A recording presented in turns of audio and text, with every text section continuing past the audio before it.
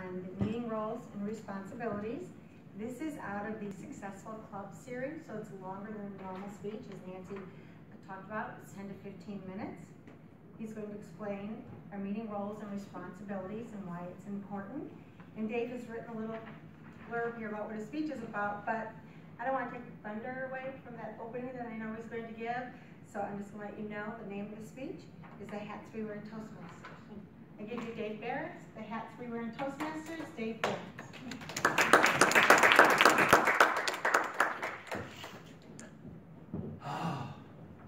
Sometimes we look at clubs, we see all the different roles that need to be filled, all the different positions we have, and we go, wow, my neck is not that strong to wear all those hats. How am I supposed to balance it without them falling off? Oh no, how can we do it? Well, ladies and gentlemen, today I'm here to help dissect that so your hats don't spill all over the floor, and how we can make it easier for you to understand the different roles and positions we have here at Toastmasters. We took a poll just recently and asked the club, what would you like to hear about? And the #1 response is, let's talk about the different roles and positions in the club. Better understand what the club has to offer and how I can give feedback. So that's what we come up with today, to help you wear your hats for the club. Just like a well-oiled machine, when everybody does their part and each cog works together, it moves smoothly and easily down the line. But when one piece is missing, the machine may not work at all, or it puts lots of strain on the other parts. We want to make sure everyone understands their part when they sign up for a role or a position with the club, so that we can have that well-smooth oiled machine and all the weight is not put on 1 or 2 people. First role we have is the Toastmaster. This is a very important part because not only are they the MC, move the meeting along, and introduce every single part of the meeting, but they are also the person behind the scenes before the meeting to make sure each role is filled. So a week out, they notice, oh, we need a grammarian. We're going to put out the request for that and see who can sign up. We need a table topics person. Put a few outs, maybe Skype somebody, get that role filled. It is very difficult to think on the fly when you're up here as a Toastmaster and make sure you hit all the points going through. So it's very appreciative. We like to have that person have given 2 to 3 speeches already, and we like that person to have been in the club for a few months. It's not an easy role to take on, especially for a newbie. Next one we have is the Table Topics Master. This is the part where everybody gets to participate, whether you're new, you're old. It's fun. This is what a lot of people come here for, is that, wow, I get to talk for 2 minutes on something I know nothing about prior. So this is another position we fill. They not only come up here and introduce the topics, but they have to do some legwork. They have to come up with questions. They try to make it match the theme. Today's theme is March Madness, so I'm sure I see something on there called sports. So I'm sure there's something regarding sports, probably something about some hats, crazy hats. And not only do they do that, but they also want to make sure they get to the people who don't have speaking roles. Why should I have the general evaluator, table topics person come up and do a table topics if we have people who haven't spoke yet available to do so? Where would we be if we didn't have speeches? That's what we're here for. To help speak, to help maintain our focus, to get better. So we need people to sign up for speeches and give a speech. It is best to sign up before you have your speech done. Once you put a deadline on something, you are more likely to get it done and be prepared by that date. If you wait till you have your speech all written, all prettied up, the speech spot could be taken. You will actually never get to it because you don't have a goal of when to get it done by. Sign up for that icebreaker next week, and in 2 weeks, you'll have that speech ready to go. General evaluator. They are going to evaluate the whole meeting overall. not only do they come up and introduce everybody on their team, but they have legwork to do beforehand. They should contact people, make sure they know their roles, make sure they have the correct, proper utensils and tools to do their job here, and even help fill those roles if necessary. One thing they should also do is judge the meeting as a whole. I would love it if the general evaluator took a look at this and said, "Madness, look at this, it's off-centered. That goes with the theme, that was cool." Not all of them came out that way. Also, Toastmaster, you could have done a little bit better job keeping us on time. I had a meeting at 1:05, and we're just getting out of here at 1:10. Evaluate the whole meeting, just don't introduce people. Then they have their team that has to help us, starting with the speech evaluators. They will give a written report in the book of how they did on the speech according to the topics, and then come up and give a 2 to 3 minute speech on the fly pretty much on how well you did. This is good for 3 things: speaking in public, critiquing people, and learning how to manage people.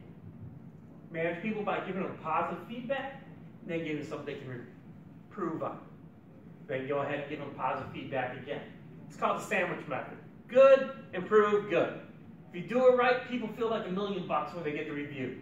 Wow, that was great. I got to do that again. And they go, oh, wow, she's right. I can improve on that stuff. So it's great for your evaluating other people, how to manage people, and how to speak impromptu.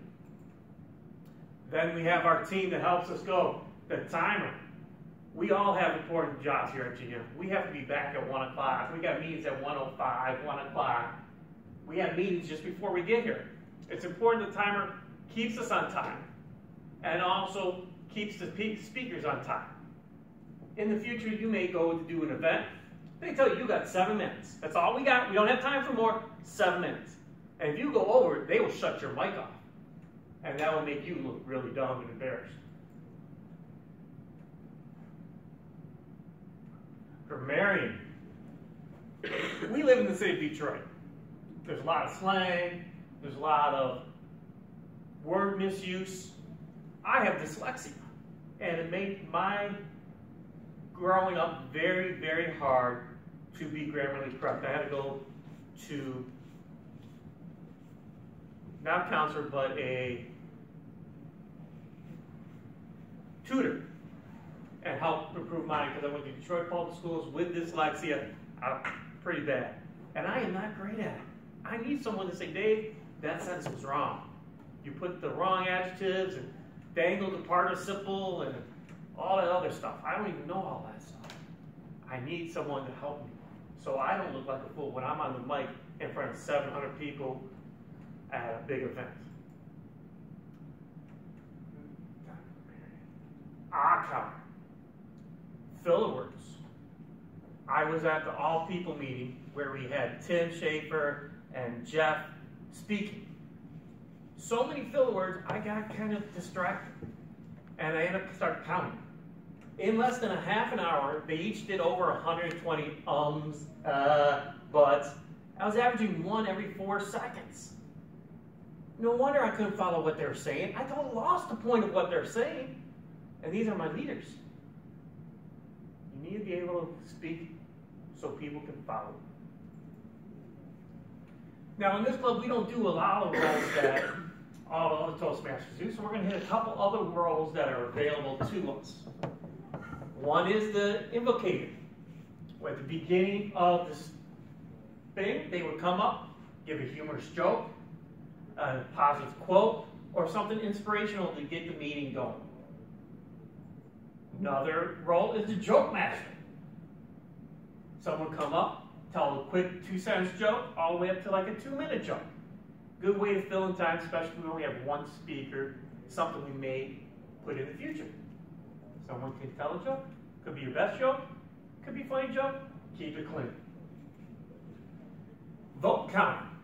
A lot of places they will hand out slips. You can write down who you thought the favorite table topic was, and they get a prize or something like the free sandwiches we're doing now.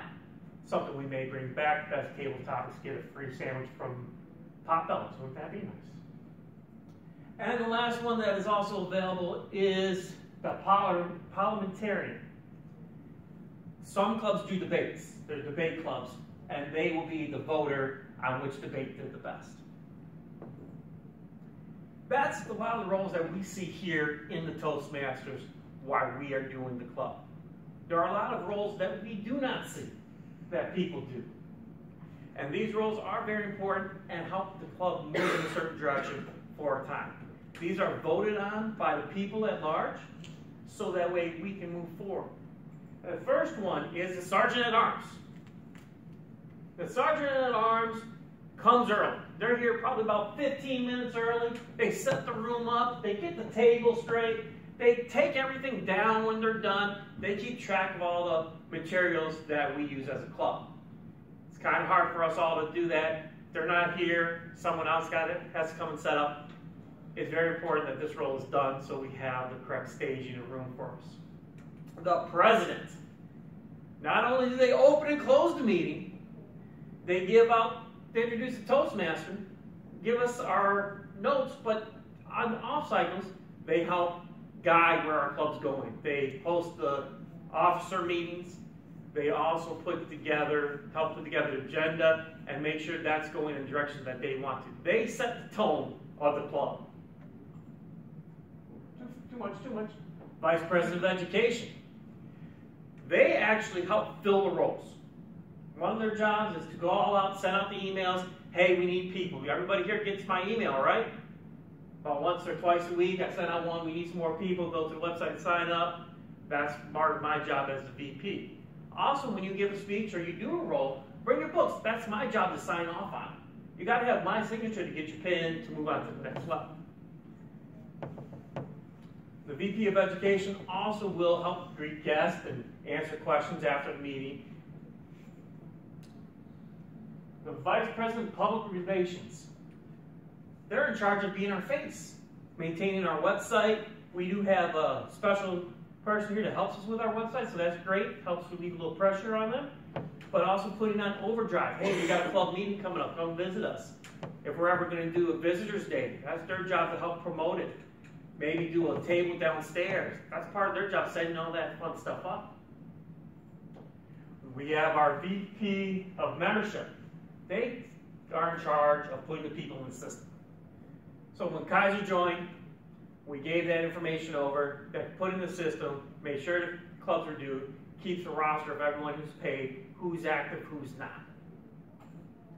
Secretary. Our secretary keeps track of meeting minutes. Not only the club meeting, but also the board meetings. How many people were there, usually circulate the attendance sheet, different things of that nature. And our treasurer. The treasurer is in charge of our money. We do have a $10 fee that we are, a yearly fee, or is it quarterly? I think it's every 6 months? 6 months. It's $10 fee. That helps pay for room, pays for if we're doing a banner, pays for pizza, if we do a pizza day, different things of that nature. When we all work together, the body moves, our legs move, our arms move, the head moves, and we move forward. When one person is missing, it's tough to move forward. You got to hobble. If 2 people are missing, how can the body at all move forward? We need everyone to participate, everyone to play their role, everyone to do their job. So as you come in and you start getting involved with us, we ask that you look at the roles per meeting and also look at the elected roles. Think if one of those positions work good for you. If you're a social media person, you know how to do overdrive, maybe you want to take that role on, do some posts. If you're all about the people and the membership, go ahead, do that. We need people to interject into our roles. Ladies and gentlemen, without you, there is no club. So we thank you for being part of the club. Pick out a role and get involved. And we're going to turn it over. Connie, welcome up, Connie, to finish us off today, our Toastmaster Part 2. Thank you. I apologize because I have the meeting just come up like yesterday, and it's kind of urgent, and so I think I need to make time for the meeting. So thank you, Janet, to cover.